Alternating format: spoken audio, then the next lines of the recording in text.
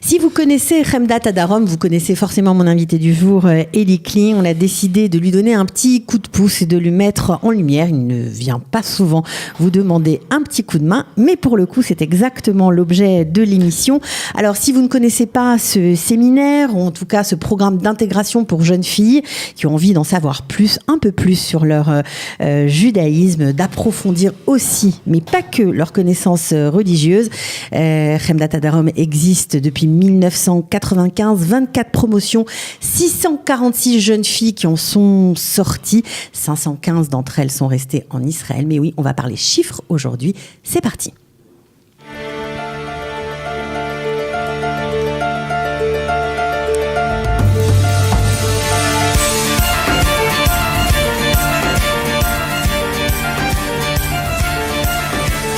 De la générosité, des talents et du cœur. C'est la sauce du jour sur studioqualita.com. Alors, une chanson qui vous va bien, Eli Kling, de la générosité, du talent et du cœur. C'est un peu vous, tout ça?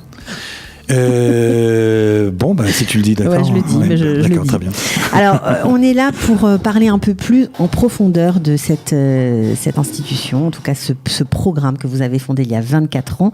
Un programme qui est à Netivot, bien sûr, et qui est au sein d'une institution qui regroupe une institution israélienne, qui regroupe plusieurs autres programmes. Voilà, parce c'est très important de spécifier. Ouais, on voulait pas faire un petit ghetto français. Donc, en fait, ça se trouve dans un campus un petit peu à l'américaine avec toutes sortes de...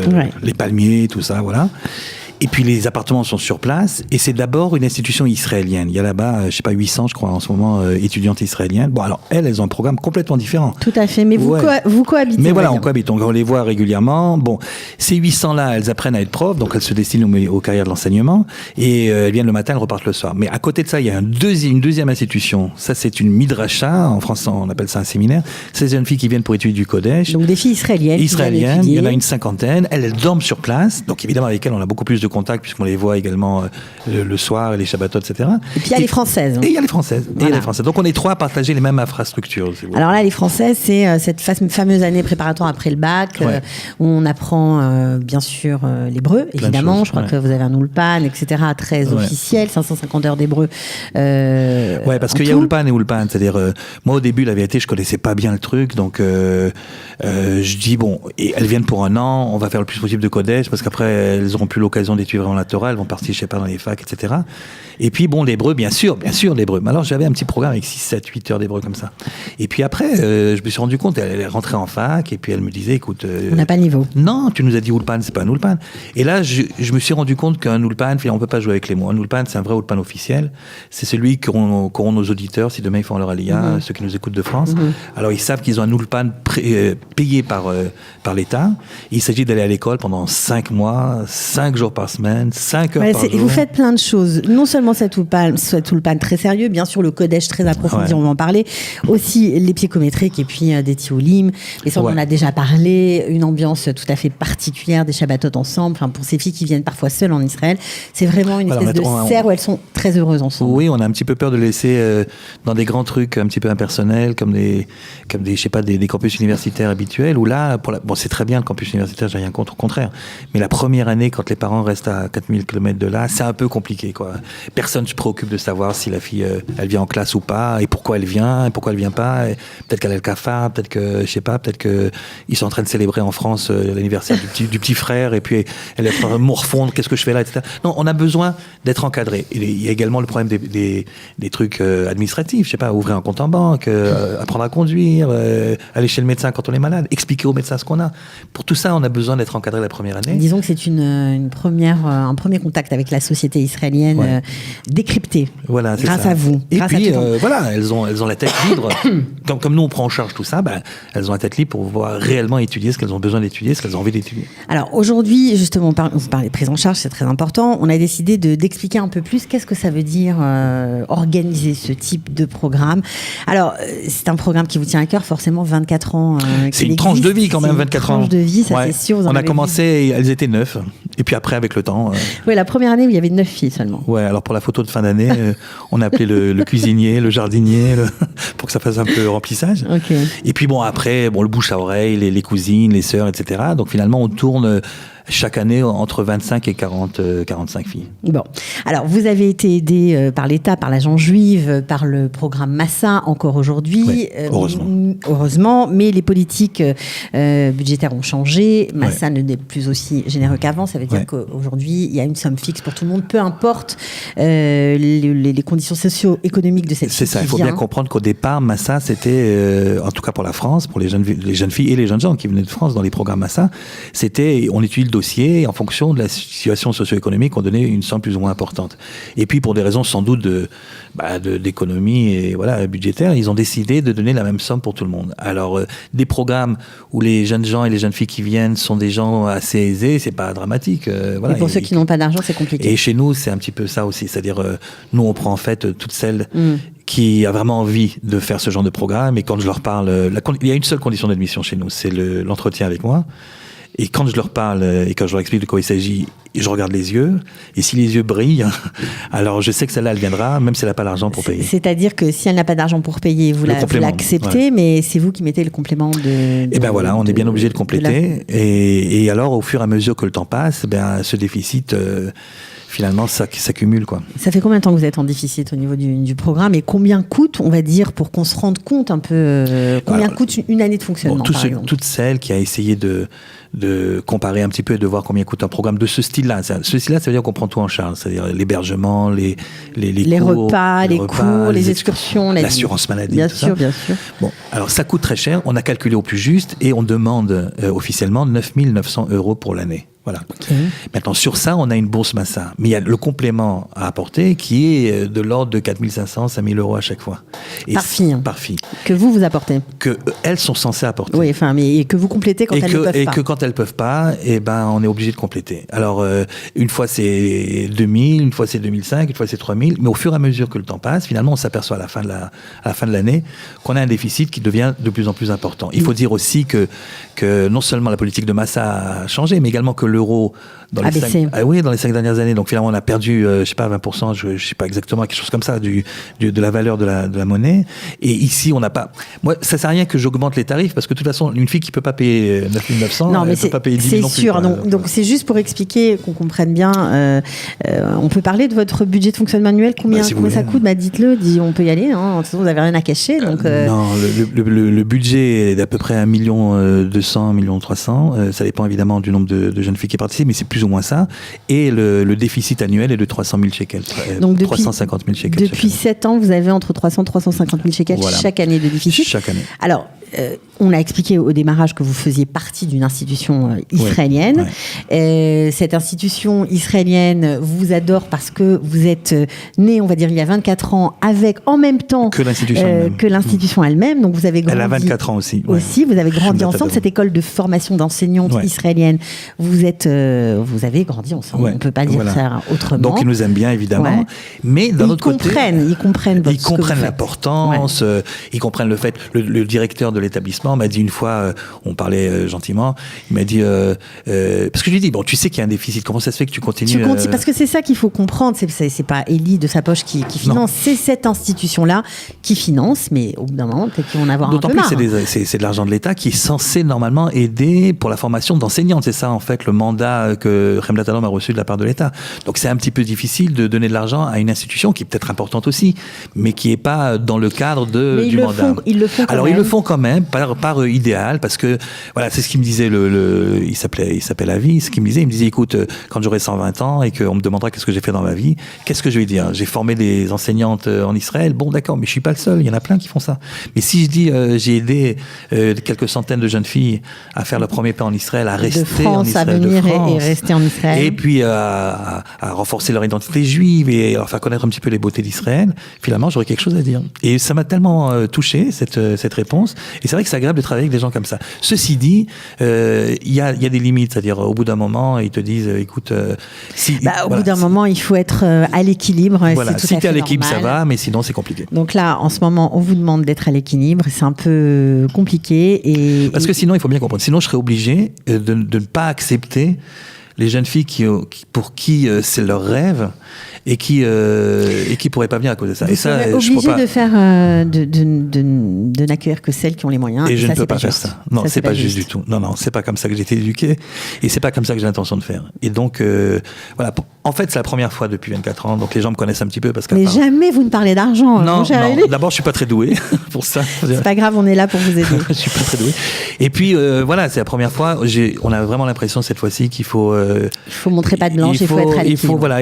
Il faut appeler tous nos sympathisants, tous ceux qui connaissent de l'intérieur le travail qu'on a fait depuis maintenant 24 ans, tous ceux et toutes celles qui ont rencontré des jeunes filles qui ont passé par Khemdat et qui disent tout le bien qu'elles pensent de l'établissement et en quoi c'était fondamental pour elles pour pouvoir commencer du bon pied leur vie israélienne.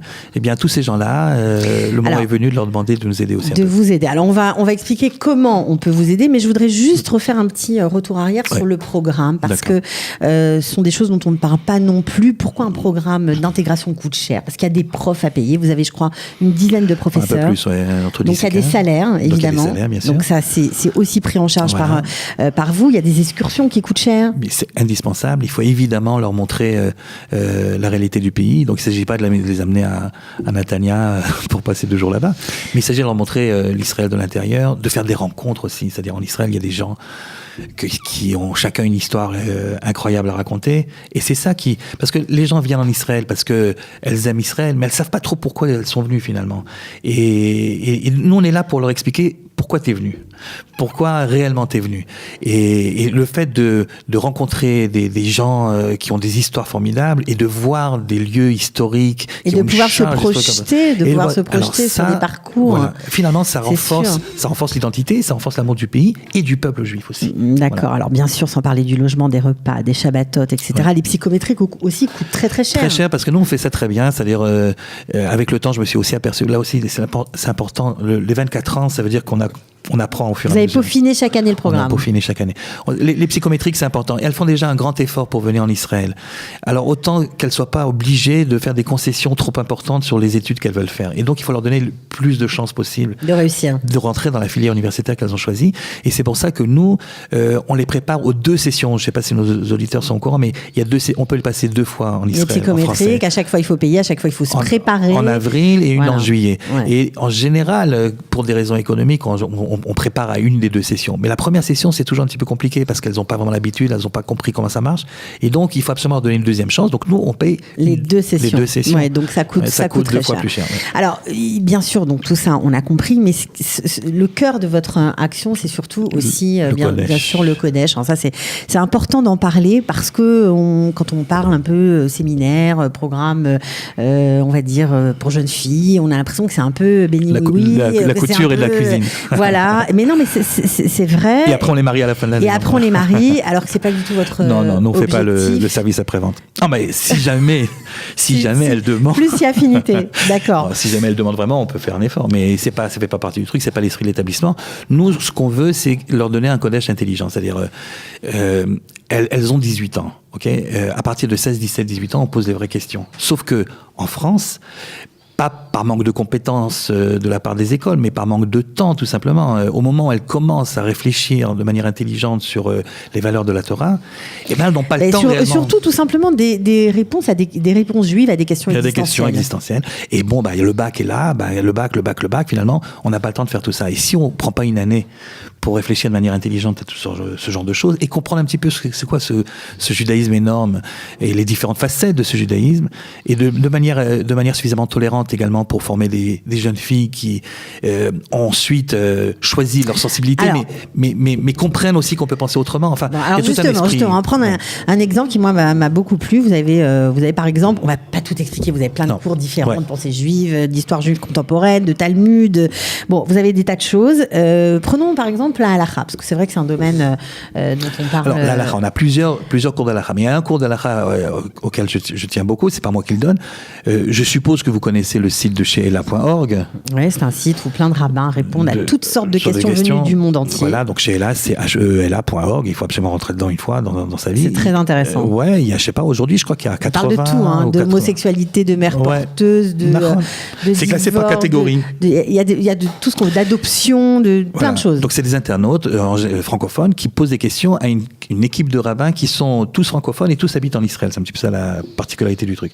Et on a la chance d'avoir un des rabbins, le Rav David Zeno, pour pas le nommer, qui c'est un répondeur de Sheila, mais il enseigne chez nous également, il donne le cours d'Halakha. Et comme nous, chez nous, il y a la Wi-Fi partout, alors on rentre en classe, on rentre sur le site de Sheila, elles choisissent, les jeunes filles, une vraie question qui a été posée, mais qui n'a pas Par encore un été... internaute, mais qui n'a pas eu de réponse. Et elles disent à Rav Zenou, voilà, ça nous intéresse. Et alors lui, ensuite, il revient avec tous les livres d'Halakha qui sont liés à ça, et ensemble, elles essayent d'élaborer, de trouver la réponse. Et elle rédige la réponse. Et elle rédige, il y en a une qui se propose pour rédiger la réponse. Si c'est le Rav Zenou accepte, voilà, c'est bien rédigé, donc c'est publié sur le site. En fait, c'est elles qui répondent, quoi. Alors, c'est pas écrit après. Répondent sous couvert bien sûr. Mais bien alors, c'est sûr. pas signé Khemdat Adarom. Par exemple, c'est un truc vachement moderne et très intéressant sympa. qui doit beaucoup passionner les filles qui sont avec vous. Il y a les cours de pensée, j'ai eu des cours d'histoire contemporaine, enfin, toutes sortes de choses. Bon, alors, qu'est-ce qu'on peut faire maintenant, concrètement, qu'on en sait plus sur l'institution? Vous avez lancé un petit appel. Discret. Discret. Mais qu'est-ce qu'on peut faire? Par exemple, il y a plein de gens qui ont été jeunes filles chez vous, qui sont mariées par la suite, qui ont travaillé, qui sont intégrées dans la société israélienne, qui vous adorent, qui vous aiment beaucoup, à qui vous avez énormément apporté. Pas que des jeunes filles d'ailleurs. Qu'est-ce qu'on peut faire pour vous aider concrètement? Quoi vous avez besoin? D'argent? On a besoin d'argent d'abord. On a besoin d'argent d'abord pour pouvoir aider le plus possible de filles à venir. On veut également développer tout ça. On voudrait, là on est restreint parce que on n'a pas suffisamment de place. Donc on voudrait également, dans un avenir un peu plus éloigné, à moyen terme, construire des bâtiments qui soient des bâtiments plus neufs, plus accueillants et on puisse agrandir également le cercle de notre programme. Donc pour tout ça et surtout pour pouvoir dans l'urgence. Dans l'urgence, être à l'équilibre. Être à l'équilibre et permettre aux jeunes filles qui voudraient venir de venir l'année prochaine et sans problème. Alors on a besoin d'argent. Ce qu'on a décidé de faire, c'est un petit peu comme tout le monde fait, plus ou moins en ce moment. On est très sollicité quand même. Mais c'est vrai. Non mais c'est vrai que tout le monde est très sollicité. Ouais. Mais les petits nombres qui s'ajoutent font des grands chiffres à la fin. Alors c'est pour ça qu'on a donc décidé nous aussi de faire ce fameux journée. Bon, chez nous ça va durer 24 heures en effet. Ça sera le 12 et le 13 mars. Charity. Un truc comme ça, voilà, un truc charity. On a un lien, on clique, on fait un don. On fait un don, voilà. Maintenant les gens sont déjà habitués comment ça marche. Il y aura évidemment sur les réseaux sociaux 2 semaines avant toutes sortes de rappels.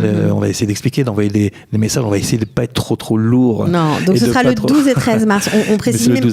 Mais pour que ça fonctionne, en fait, il suffit d'être bien organisé et que les gens se sentent concernés. Alors, s'il y a des gens qui ont envie de vous aider d'un point de vue logistique, à ce que ça marche, à ce que vous essayez de récolter l'argent dont vous avez besoin pour continuer d'exister et pour vous développer, les anciens, pas les anciens, ceux qui vous aiment, ceux qui vous soutiennent. Alors, vous avez une page Facebook, Eli Kling en rajoute, c'est justement le moment d'en rajouter. On peut dire ça comme ça. Oui, le plus possible. Donc, on peut cliquer sur la page. Cliquer sur la page, faire un petit message, etc. J'explique tout. C'est pas très compliqué du tout. Le principe, justement, que ce soit très simple. Non, mais on peut avoir des ambassadeurs, peut-être, qui prendront en charge pour vous. Alors, s'il y a des gens qui nous écoutent et qui sont prêts à, non pas uniquement à donner de l'argent eux-mêmes, mais surtout à s'engager à trouver autour d'eux une somme qu'eux-mêmes fixeraient. Tant et tant de shkalim. Et alors à ce moment-là, ils auraient sur la page de la campagne, ils auraient donc leur nom, et puis s'affichera le nombre de shkalim qui rentreront à l'intérieur.